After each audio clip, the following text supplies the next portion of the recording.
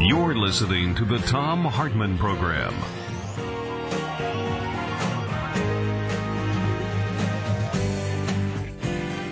And welcome back, my friends. Thom Hartmann here with you. Carrie Lucas is on the line with us, the Vice President for Policy and Economics at the Independent Women's Forum, IWF.org. And Carrie, welcome to the program. Hang on just a second here, Carrie. Let me put you on the air. Welcome to the program. Great to have you with us. Hey, thanks so much for having me on. And how is the People's Republic of Austria treating you? Well, it's a little bit rainy, but we're doing okay. And the socialized medicine there, is that... I get to avoid all that as an American, as somebody who works for the, my husband works for the American community, so we have our own doctors. We get to avoid all that nonsense. Oh, really? Oh, interesting. That's a shame. I was hoping you'd have an experience of it that you could, for better or for worse, share with us. I'd love to get your thoughts on it. It's been nearly 2 decades. I have used some Austrian doctors, and some of them are wonderful, but I've also had some friends who've ended up in the emergency clinics and say they're not up to American standards. So yeah. I'm sure that there are, like with so many things, there's upsides and downsides to all these different systems. Sure. Just like in the United States, it depends. There's, you go to 10 different cities and walk into an ER room, you'll have 10 different experiences. Anyhow, let's talk about the Employee Free Choice Act, card check. One of the things that first of all, you've got a piece that you've written, or there's a piece over at the Independent Women's Forum, IWF.org, that suggests that card check, that the Employee Free Choice Act will harm, not help, American women in particular. Why?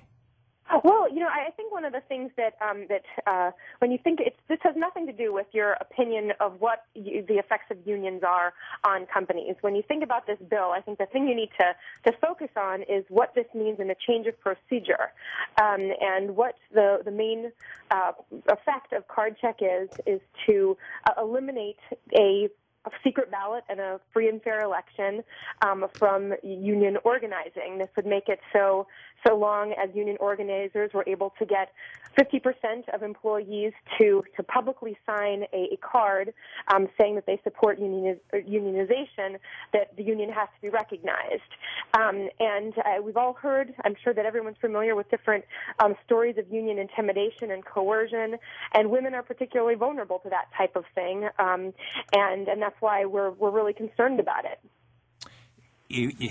I'm a little baffled by this.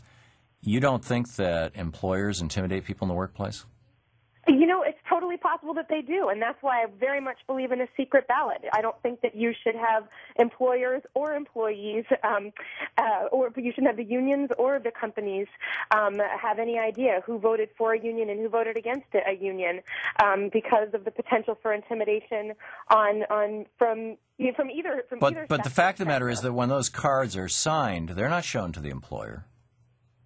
Well, my understanding is that sometimes that it is a public record, and that's why. No, it's not. The union officials. Read the law. Okay, well, it's not. It's not shown to the employer. And that's great. Then we don't have to worry about the employers, but we do have to worry about union officials. And let's remember that while it's actually not even shown to the union officials. The union officials don't get to see the card either. In fact, the law says that an independent third party can even be brought in. They specify a few, including a local clergy, to count the ballots, because the whole point is that once those cards are filled out, there is going to be a certain level of confidentiality associated with it. But even if it was entirely public, which it's not, but even if it were, I don't see what's wrong with registering to vote in public. I did, and you did. Well, there's a difference between registering to vote and having to either say you support a union or not support a union and sign this card. And there have been, regardless of perhaps the law does have that there's supposed to be some level of privacy, but the union bosses know who has and who hasn't signed it. And that's why there have been numerous numerous complaints of intimidation, and people who have that we know have been highlighting some stories of women who've been badgered, called at home, and had some real pressure put on them by union officials who are trying to reach the magic number so that they can, in this case, force a vote. But it would be all the more pressure if it was automatic unionization once they reached 50%. What about the corporate bosses? What about the fact that this is a $2 billion a year industry right now? People coming into companies, threatening to shut down companies, well documented, thousands, tens of thousands of people over the last couple of decades being fired for trying to engage in union organizing and unionizing activity. There has been a relentless war against labor. You are presenting this as if you are somehow in favor of labor. You just want to make sure that when it gets there through a secret ballot. Isn't the reality that you don't think that there should be a union at all in the workplace? Well, I think there's probably instances where a union makes sense, and then there's instances when they very much don't make sense. For example, and I think that there's a lot of. I mean, let's get to the real bigger picture here. When does When does it not make sense for employees to have some power in the workplace? But I don't think that it's for a lot of people. For somebody like a young teacher right now, if you're a young teacher and you're entering one of the schools, you may not think that the system, which doesn't reward you on performance, where no matter how hard you work, that no matter how good a teacher you are, you're going to be sitting there waiting in line, getting your little teeny raises, and not able to really make something of yourself. You may really not want to join a union. I know a lot of people out there are very frustrated with the fact that so much of their union dues go to political organizing, and not everybody, Tom, not even every union member is a staunch liberal. So do you think that if somebody works for a corporation, and that corporation, you realize there are billions of dollars, not even more than hundreds of millions, billions of dollars spent lobbying Congress by corporations right now. So if you work for a corporation, or your husband works for a corporation, and that corporation is lobbying Congress, do you think that you should have the right to go to your employer and say, damn it, you cannot use the fruit of my labor to lobby Congress?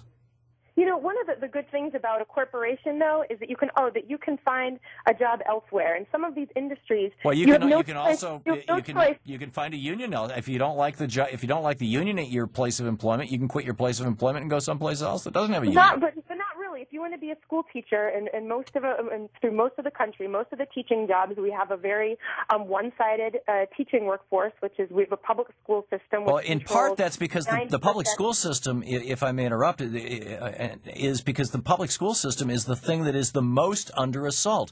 It is a socialist system, like our fire departments and our police departments, and it's one of the socialist systems, and like our military, that many conservatives believe should not exist as a socialist system. It should be a private, free enterprise. They want to have like George Bush's brother, what is it, Marvin, Jeb? Which one of his brothers? I forget which one.